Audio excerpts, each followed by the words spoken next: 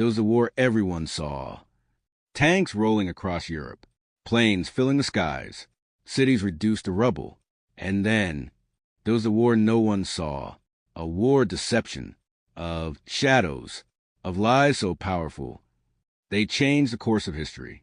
This is the story of the secret war, the missions that never made headlines, the operations that rewrote reality, and the men and women who fought not with bullets, but with intelligence, courage, and illusion. Part 1. The dead man who won a war Operation Mincemeat in 1943. The Allies faced a problem. They needed to invade southern Europe, but Germany was waiting. Any direct attack would be a bloodbath. So instead, they chose deception. British intelligence created a man who never existed, a corpse dressed as a Royal Marine officer, given a name, a backstory, a love life, and most importantly, secret documents. The body was released off the coast of Spain, where German agents were watching. The documents revealed a fake invasion plan. Greece, Sardinia, not Sicily. The Germans believed it. They moved troops away from Sicily, and when the Allies invaded, they met far less resistance. Thousands of lives were saved by a man who never lived. Part 2. Breaking the unbreakable Enigma codebreaking while bombs fell across Europe.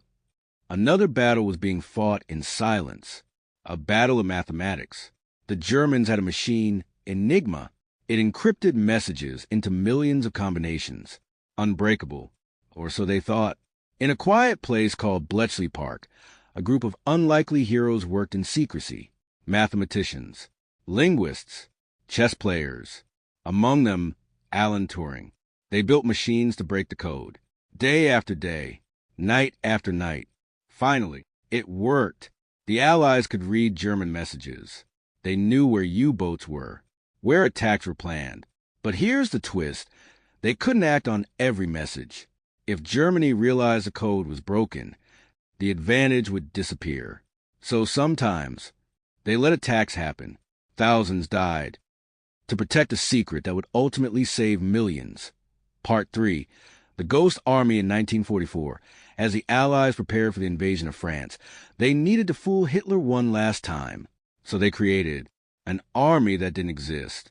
Inflatable tanks, fake airplanes, wooden vehicles, actors posing as generals, fake radio transmissions.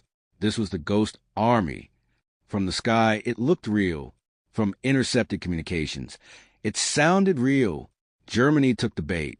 They believed the main invasion would come at Pas-de-Calais, not Normandy. And because of that, on D-Day, German defenses were weaker where it mattered most. The success of the invasion was built on an illusion.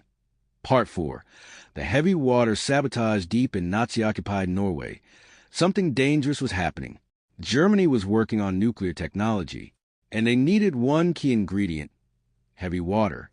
If they succeeded, the war could take a terrifying turn. So a small team of commandos was sent in. They parachuted into frozen wilderness, survived in brutal conditions. Then, under cover of darkness, they infiltrated the facility, planted explosives, and destroyed it. No alarms, no casualties, just precision. This mission delayed Germany's nuclear ambitions, possibly changing the future of the world. Part 5. The double agents. What if your enemy trusted you completely? That was the power of double agents. The British turned German spies into their own weapons. One of them, Juan Pujol García. To the Germans, he was their most valuable informant. But everything he told them was a lie, carefully crafted, strategically timed. Before D-Day, he convinced Germany that the invasion was a diversion, that the real attack was still coming elsewhere. Even after the landings began, Germany hesitated. They waited, and that delay gave the Allies time to secure the beaches. Part 6. The silent assassins behind enemy lines. Resistance fighters carried out missions that never made headlines. Sabotaging railways, destroying supply lines, passing intelligence.